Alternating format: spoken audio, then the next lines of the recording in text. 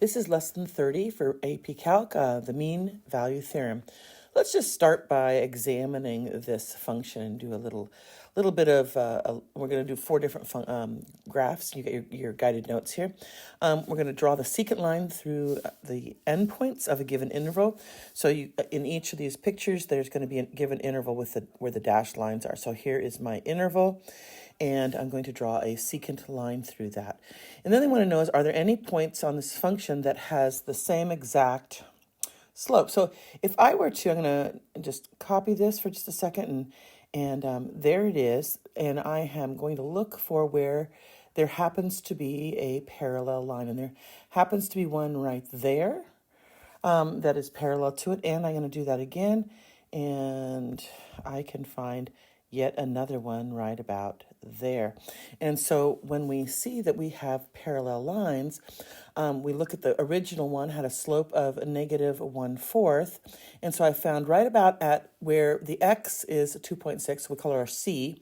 For the mean value theorem, we want some value c such that the tangent to the curve has that same slope of negative 1/4. And it's, 2.6, 2.7. We're kind of just getting an estimate for what x value that is right there.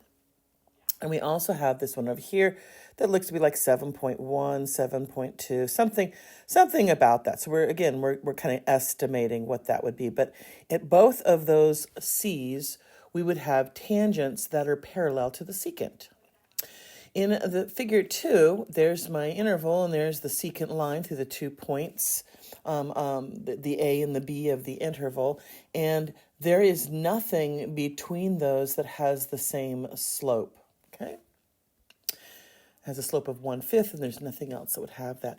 Now here, this is a little bit interesting because we've got a point right here, a solid point here, an empty point here and here. And what's the interval for this? Well, the interval actually is 1 and all the way here to 10. And I'm just going to do one of the secant lines through 2 points because it just says a secant line. Well, that's a secant line. And I see that the slope of that secant line is negative 1/2. And I'm going to look for where I can find anywhere between negative 1 and 10 that would have a tangent of that same slope. And right there, that red line is tangent, and that would be at approximately 3, where c would equal 3.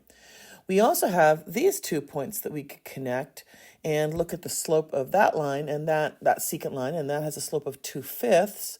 And if I look for a place where I could have a tangent of 2/5, we have right there, which is approximately where c sub 2, our second tangent line, would have tangent to the curve at 6.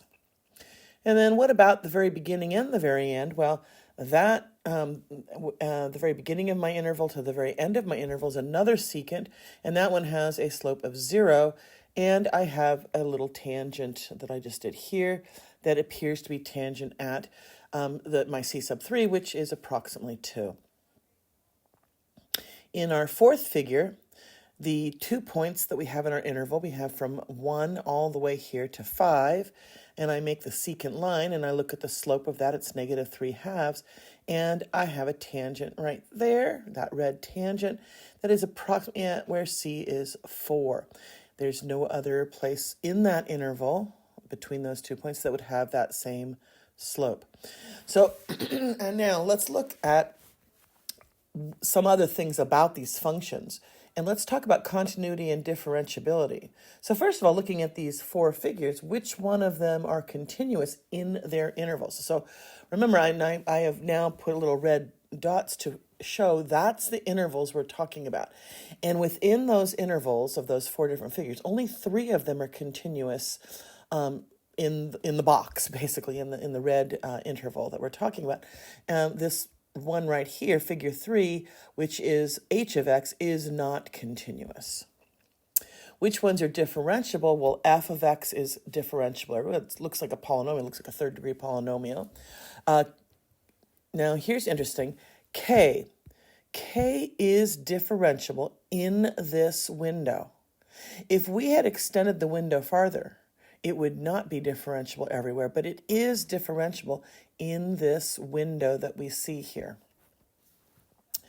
G, this figure 2, is not because it has a cusp. Right there in the window, there is a cusp. And we know that H is not differentiable because it's not continuous right here at x equals 5. Let's get back to this one here. When you might say, well, this one isn't differentiable because it also has a cusp, just like figure 2 had a cusp, except that, remember, we're not looking at anything over here. This, now that I've erased that, this is really all we're looking at. And in that window, it doesn't contain the cusp, and everything in that window is differentiable. So this brings up what we're talking about is the mean value theorem. And the mean value theorem first starts with you have to have a function that is continuous on a closed interval from an a to a b, including the a and including the b. It also has to be differentiable on the open interval from a to b. And what it says, as long as you have this, it's if these two things, then the following happens. That the secant, the slope of the secant from a to b, of the closed interval, the slope of that secant, there must be a tangent in that interval from a to b. There must be a tangent to the curve that would have the same slope as the secant. We see that as the average rate of change is equal to the derivative at some c that is between a and b. It must be between our a and b. Oh, I see the A is missing on our picture here. There. Now we have an A. So we have our C is between A and B in the interval. We have a second theorem called Rolle's theorem, and it looks like it says the same thing. So first of all, we do have to have a continuous function on a closed interval and a differentiable function on the open interval from A to B. But there's one added feature, and that is that the output for f of a and the output for b, those f of a and f of b, must be the same, which means the slope of the secant is 0. And that's the big key here with Rolle's. It talks about that, first of all, you must have this extra feature.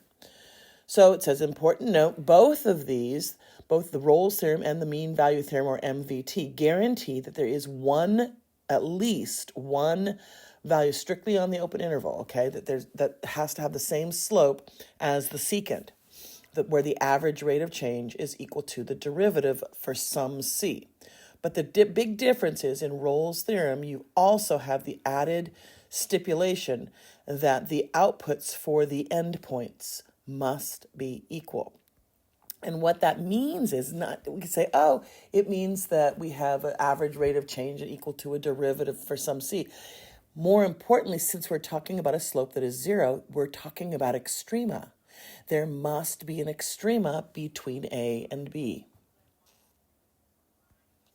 So, example number 1, we're going to plot all those points. So plot all your points and then sketch nice and carefully. Sketch that curve. Oh, I had to do it backwards because otherwise I couldn't get a nice clean curve. So there's my function. Nice clean curve. And we're going to use this to have a discussion. It tells us in the very beginning that this is a differentiable and continuous function. So that's why when I, of course, graphed it, I had to graph hitting each one of those points and making sure that I was graphing something that was differentiable and continuous. So what are the questions we have with it? Well, here we go. The first question that we have is to find the average rate of change on the interval 2 to 9. Well, so that means when my A is 2 and my B is 9, so I had found those points and I drew the secant line, and I can look at those outputs, and I can look at the table as well, and we find the average rate of change between those two, and we have a slope of 1. So it's a rise 1, run 1. And if you look at the dots and how it was graphed carefully, it is a slope of 1. The next question is G, there's the derivative at 6, meaning the tangent at 6 on this curve. So if I were to draw a tangent line at I can't see it very well, at this output right here, if I drew a tangent here, would it also have a slope of 1?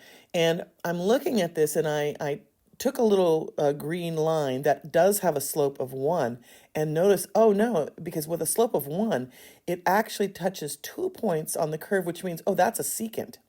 So the line that has a slope of 1 would not be a tangent, it would be a secant.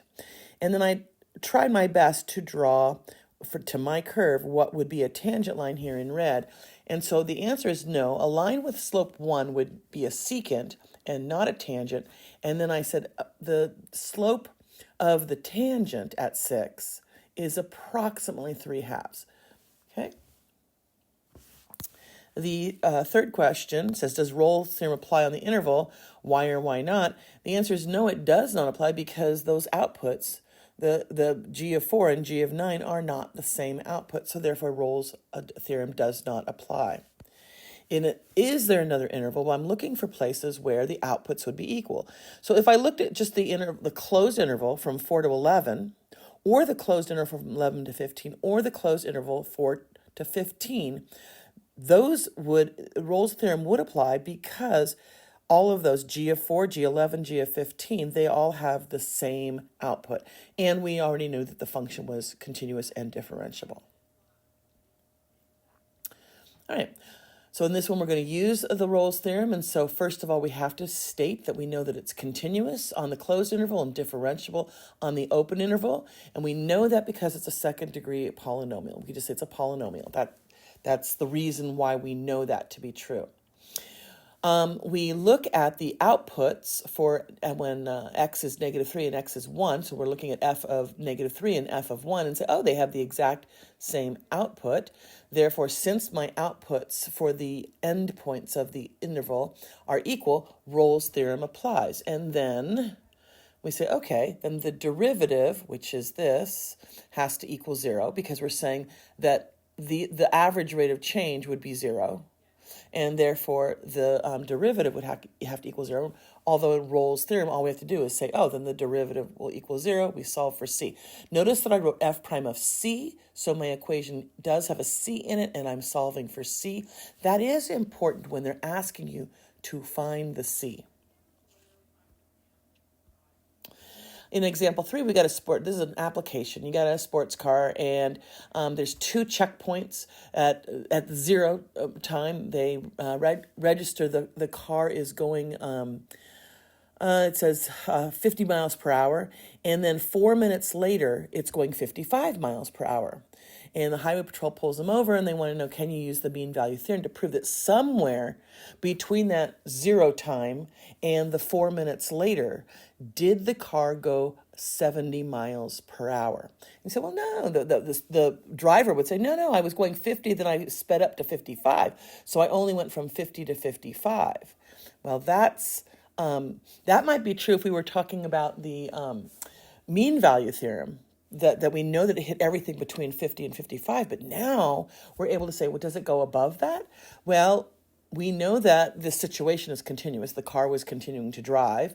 The mean value theorem is asking if the average velocity is 70 miles per hour or more. That's what we're trying to find. The way this situation is saying is, by utilizing the mean value theorem, that the average velocity between 0 minutes and 4 minutes, if it is 70 miles per hour, then somewhere between 0 and 4 minutes, the car went 70 miles per hour. So let's look at the average rate of change.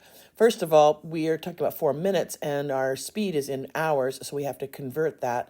And 4 minutes is the same as 1/15 of an hour. You do 4 divided by 60 and reduce. The average velocity would be the change in position divided by the change in time. Well, the change in position was given to us as 5 miles. And so then we have 5 miles divided by 1/15, and that's 70 miles per hour. Since the average rate of change was 70 miles per hour, and this was a continuous and differentiable situation, then somewhere between minute 0 and minute 4, the car had to have gone 70 miles per hour as well. Okay. In example 4, we're going to use the mean value theorem. This is the graph.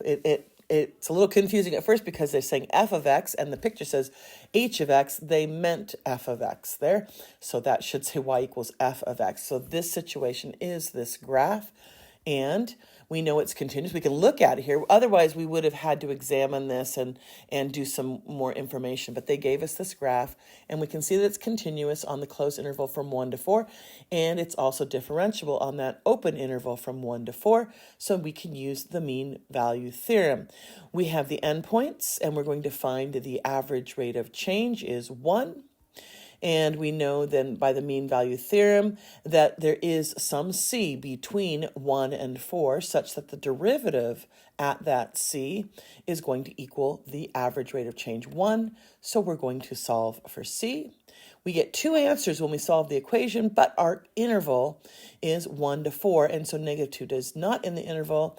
We know there's only one solution, and c equals 2, and we write c equals 2 satisfies the mean value theorem on the open interval from 1 to 4.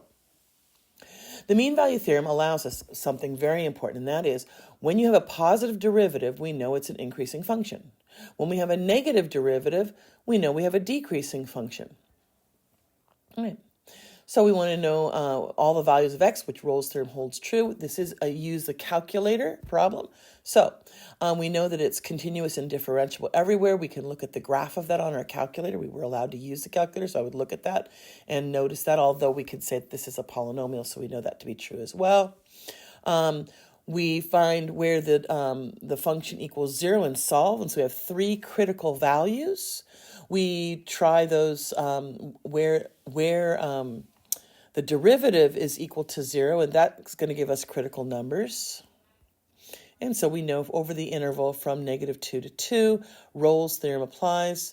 We've got those 3 values. Okay? All right. And in number 6, determine whether or not this trig, it's a combination of trig and linear together, satisfies the hypothesis of the mean value theorem. And if it does, find all the numbers on the open interval such that that is happening. So here we go. Sine and polynomial. So we've got a sine function and we have a polynomial. They're continuous and differentiable everywhere. So therefore, we know that that has been satisfied. We have 2 different values here that if we plug in a 0 for x or we plug in a pi for x, this would be an interval from 0 to pi. There was the interval. So our endpoints is 0 and pi. We have our outputs. So we can use this to help us figure out our average rate of change. We're going to look at our instantaneous rate of change by looking at our derivative. And so we put the average rate of change, we take the derivative of the equation, and we go ahead and start solving. We solve the equation, and we find that there are 2 values on the closed interval from 0 to pi, where the derivative is equal to the average rate of change, which is the mean value theorem. And therefore, we have our C's on the closed interval that satisfy the mean value theorem.